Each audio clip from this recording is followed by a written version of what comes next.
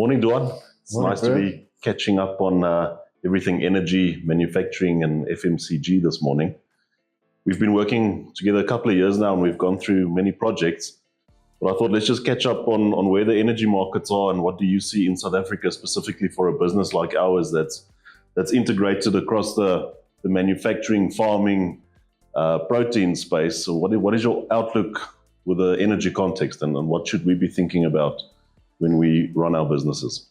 Yeah, bro, it's lovely to catch up. I think in the current market where we are today, especially this time of the year, we're between Eskom and municipal increases. So all the business, and especially with you with multiple facilities across the country, it's a sensitive time to see what your energy cost and over the board's going to do. And we're only talking now about electricity here. I think when everyone thinks energy in South Africa, they only think electricity and they think about the word Eskom. Absolutely, yeah. Energy is so much more multifaceted. We look at heat, electricity, That's right, cooling, water. It's much broader. Fuel. Yeah. I think when you look at your products and your operations, seeing how these increases, especially now with the recent fuel increase, how it has a drastic effect on the input cost. Yeah, it's unbelievable, and it creates so much volatility in the business that for some of it you can plan, and for some of it you can't. So it makes it very important, I think, to have an energy focus and not just the electricity focus that you're mentioning. Yeah.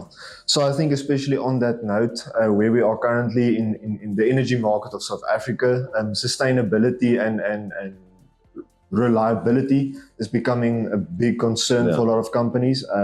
Cost is one thing, but reliability creates insecurity, and the insecurity creates higher cost on your net output products and quality losses. We're seeing, especially, and I'm sure you see it as well in your processing plants. Correct. Yeah. Downtime in energy, or downtime in your electricity and in your factory creates a massive quality restraint as well. Absolutely. And that's almost a bigger hurdle for some companies now than just the cost alone. So that's true. I think you're 100% right when you bring quality to the energy equation, because with manufacturing, farming, anything that's physical of nature with a conversion component to it, that stop-start that energy disruption causes on the quality of your product or the quality of your service, it's really detrimental to your business and to your customers at the end of the day.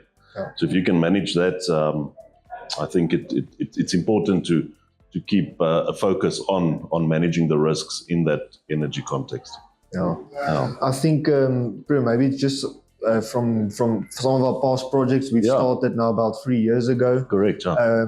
Started slowly, and I think that's been our motto the whole time. That's true. Yeah. We're not going to solve all the problems at once. Correct. But we keep working on the problems, continuously. Maybe just some of your feedback of what you've experienced as where we started, it was an electricity solution, and I think where we've migrated over the last 3 years with Holmstone and yourself, Duan, is that it's become an energy solution, and not just a solution to do things better, but a very critical part of our business and keeping our business sustainable. We started with a grid-tied system in Modderfontein at one of our older factories, and the fundamentals of that project was so sound when we had to make the decision, and the way Holmstone guided us through that investment case and the decision case, it made it very easy to see the benefits versus the costs. And I think that's been something that's been repeated throughout all the projects that we've done. The one that I'm most excited about, obviously, is our project in Polokwane, where we are having a completely renewed view and strategy around our energy in the meat processing side of the business. And what I liked about how you structured it is you first came in and brought us intelligence as to what is the base case, right? How are we currently manufacturing and what is the cost of that manufacturing facility in an energy context. And then you started to educate us as to what can be done. Yeah. And then you blocked that whole project, you blocked it up in micro projects so that it doesn't seem as overwhelming as what it could potentially seem. So I like the phased approach that we are on there. I think we are now starting with phase 2. There's a 5-phase project in total.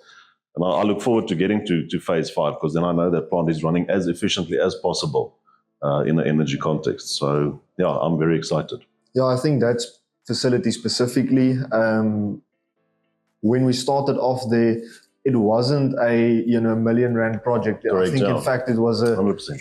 a very small 20K metering project, which made a significant difference over time. Having the baseline of the plant, seeing what the plant consumes on a very, very high level, enabled us and then ultimately you to make processing decisions, what you can do, what you can't do, what was big mistakes, what was great wins. Absolutely. On a very small scale. And then from there progressing to bigger, there was the solar project which you implemented. Correct. Very vanilla, if I can use that word, electricity project. Yeah. But ultimately, all the small wins start adding up. And where we're now looking into the solar thermal, along with heat pumps and the demand charge side of the new the compressors, usage, the demand, all that.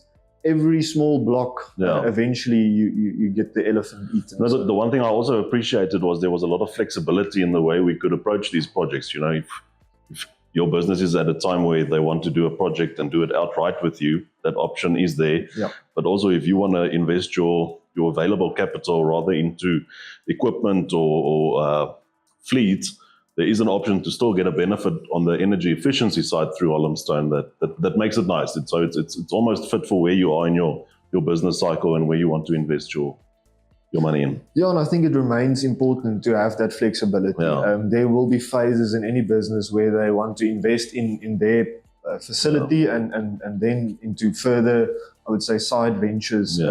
And I think that we allow that time for any company to say we have the flexibility to choose what and when we can do it. And I think that flexibility of having financing from the outside or choosing your own finance just makes makes it easy to make a decision, because you can always change your mind after a few years without significant consequences. True.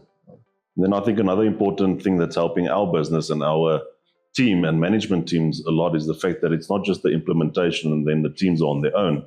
You really do a lot to get the information as to how the project is performing and what is it meaning for the business. I think that's something that you do very well, and it helps us to see that, okay, this still is the right decision. And I think if you look at one of our abattoirs, we had the chat the other day.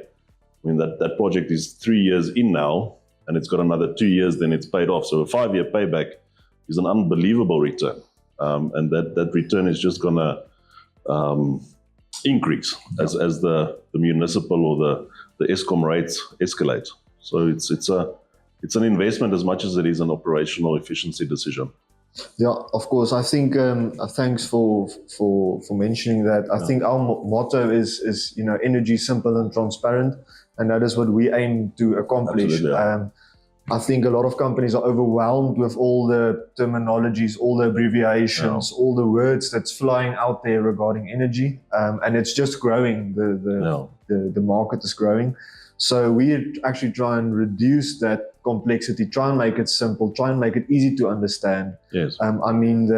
The input cost at one of the facilities that we've seen a reduction in 25% of the overall energy over 2 years.